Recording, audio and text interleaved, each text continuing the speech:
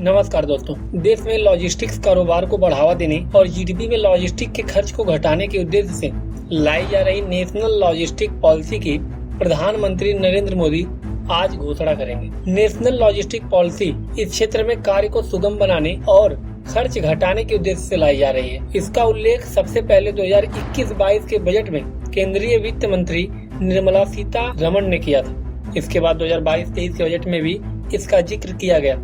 गौरतलब है कि इसका ड्राफ्ट 2019 में ही तैयार कर दिया गया था, लेकिन कोविड-19 के कारण इसमें विलंब हुआ। माना जा रहा है कि यह पॉलिसी लॉजिस्टिक्स क्षेत्र में क्रांतिकारी बदलाव की वाहक बनेगी। इस पॉलिसी में माल की निर्बाध आवाजाही सुनिश्चित करने के लिए सिंगल विंडो परमिशन सुविधा शुरू की जाएगी और इसके अलावा लॉजिस्टिक्स से जुड़े विभिन्न विभागों और सुविधाओं को एक ही मंच पर लाया जाएगा ताकि माल ढुलाई को स्ट्रीमलाइन किया जा सके। भारत में लॉजिस्टिक्स का बिजनेस करीब 215 अरब डॉलर का है। लॉजिस्टिक कास्ट पर होने वाला खर्च जीडीपी का 13 से 14% है। सरकार इसी खर्च को कम करना चाहती है ताकि निर्यात को बढ़ाया जा सके और देश में लॉजिस्टिक्स के मामले में दुनिया के अग्रणी देशों के साथ मुकाबले में लाया जा सके। सरकार चाहती है कि लॉजिस्टिक कास्ट को घटाकर 10% से नीचे ले आया जाए।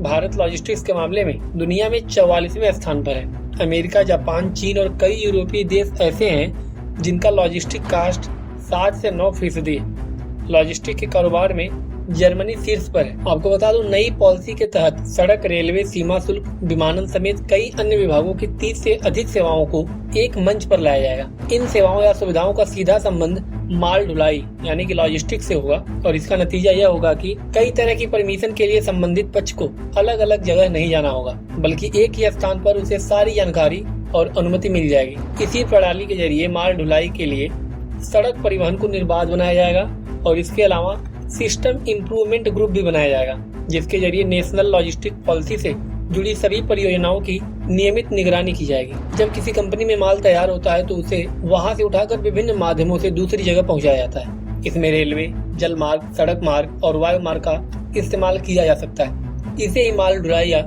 लॉजिस्टिक कहा जाता है। इस ढुलाई में जो खर्च आता है उसे माल भाड़ा या लॉजिस्टिक कॉस्ट कहा जाता है। सबसे पहला तो यह है कि नई पॉलिसी से इस क्षेत्र में काम बढ़ने और रोजगार के नए अवसर पैदा होने की भी उम्मीद जताई जा रही है। इसके अलावा लॉजिस्टिक कास्ट घट जाने से उत्पादों का दाम भी नीचे आएगा। इसका सीधा फायदा आम लोगों को मिलेगा।